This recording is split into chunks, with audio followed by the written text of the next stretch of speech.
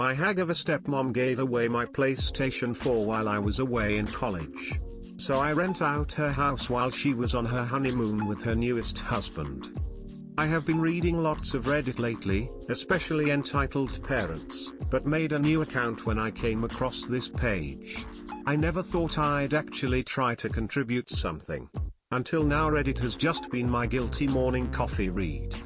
So here goes. I'm an only son. My mom died of ovarian cancer at only 55 5 years ago. It broke my dad's heart. They had been together since college and were the same age, with my dad being a month older.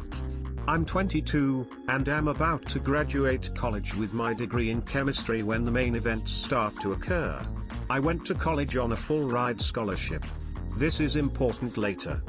My dad met my now stepmom when she was my mom's nurse at the hospital where she spent her final days. My stepmom Grace played all the right notes to gain my dad's trust. She was empathetic to him, nurturing, comforting after my mom passed.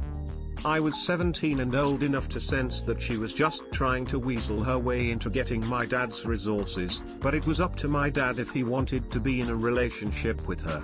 I was in my final year of public school and had just won a scholarship to attend college out of the country the following year. My dad mourned my mom for a year, and that whole time Grace would check in on him by phone every month or so, in my opinion to scope out the possibility of sinking her hooks in him. After a year passed, Grace took the gloves off and went hard after my dad. Grace was only 40 when she and my dad started seeing each other. I didn't like her, but at the same time my dad at least didn't seem so depressed anymore, so I tried to be less pessimistic about her and give her the benefit of the doubt. In my gut I didn't trust her, though. But we are Scandinavian, and at least in my family the son does not tell his father what to do or even offer any opinion. Grace is from the Czech Republic, if you're wondering. My father was a very successful banker during his career, and amassed quite a portfolio of wealth. I'll spare you the details, but after 6 months of dating, Grace and my father are married.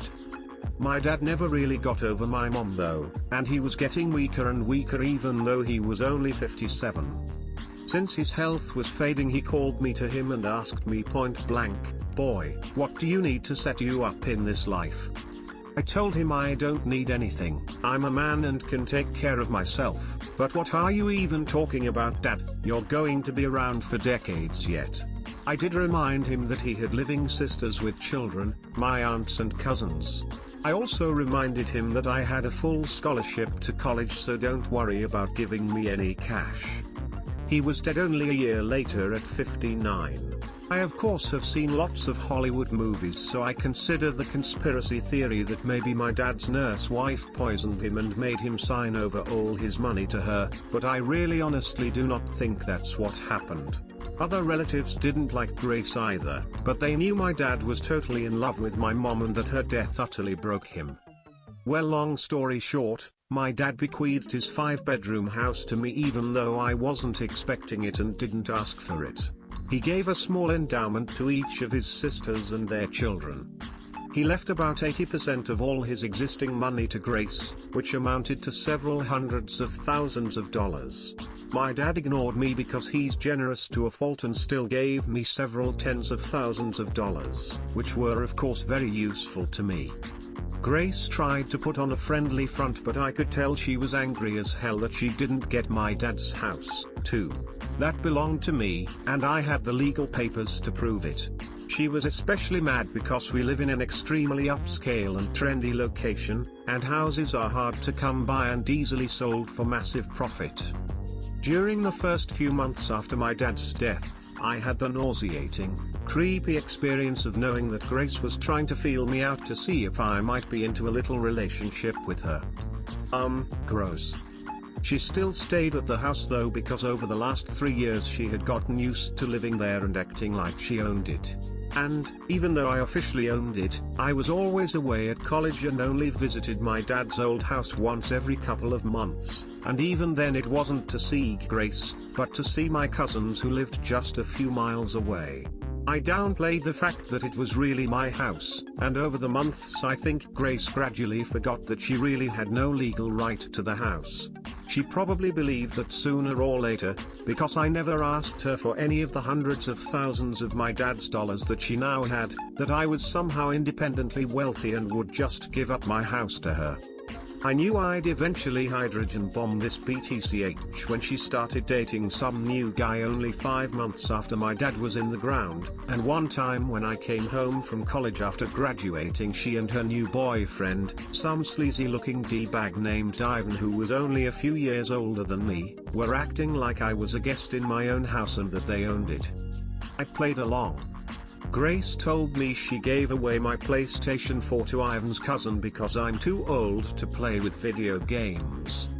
I don't even know this mother effer, and you give him my PS4 to give away to some other SHT who I also don't know? I quickly changed all my network passwords that same day. I smiled, but I knew what I had to do eventually. She also said that she and Ivan were getting married because I just can't mourn your father forever. I have to move on with life. I tell her that I graduated college and already secured employment with a local firm, and will soon find a new place to live. She looks thrilled. Especially the part where it looks like I'll soon have a new place to live.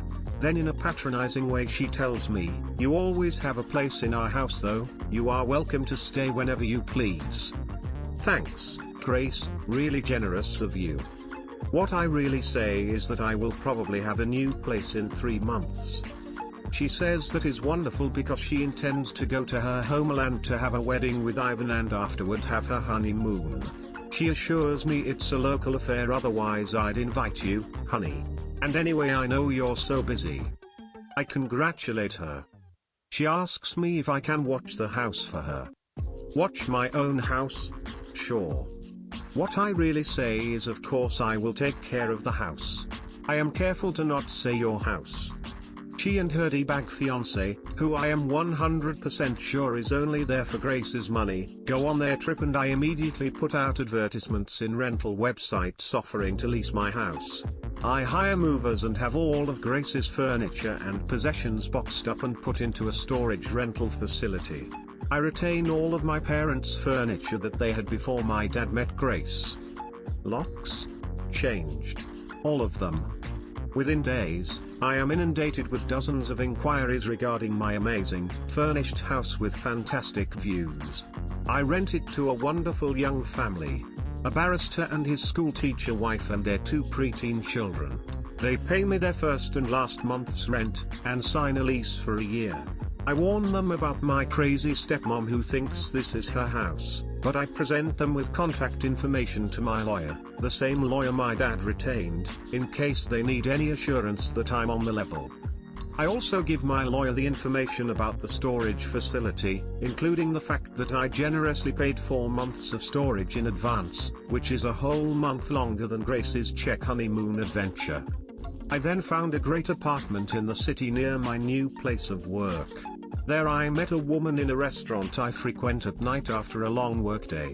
We have been dating 6 months now and are engaged to be married. Grace of course tried to shriek and cause trouble when she realized she got kicked out of my house, but my lawyer quickly shut her mouth without my having to ever speak to her garbage face again. From what I hear, her and her trash husband left the country and I assume they're blowing through my dad's money and will soon be broke like chavs usually become when they taste a little bit of what they think is the good life. So maybe Grace will go and try to exploit some other lonely man into giving her his money. Speaking of money, the house that I rent out is generating so much money that I not only am able to help pay for my cousin's college, but I moved into a larger apartment of my own, together with my fiancé. I love my job, but really, I could survive solely on renting my dad's old house. And to think, if Grace had only been cooler and nicer, I might have let her stay at the house, just to be a good sport. And definitely if she stayed the hell out of my room. But no, she had to act all proprietary, so I had to make her homeless as a wedding gift.